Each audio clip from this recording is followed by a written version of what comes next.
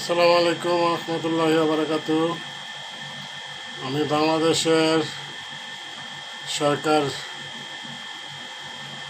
Doctor Yunus সাহেবকে বলতেছি উদ্দেশ্য করে, তিস্তাতে বড় করে একটি বাঁধ দেওয়ার ব্যবস্থা করুন।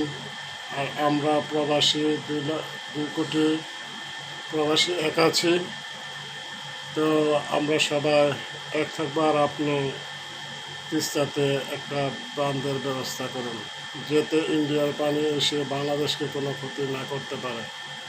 ইন্ডিয়ার চেয়ে বড় উঁচু করে আপনারা এই বাঁধগুলোর ব্যবস্থা করুন।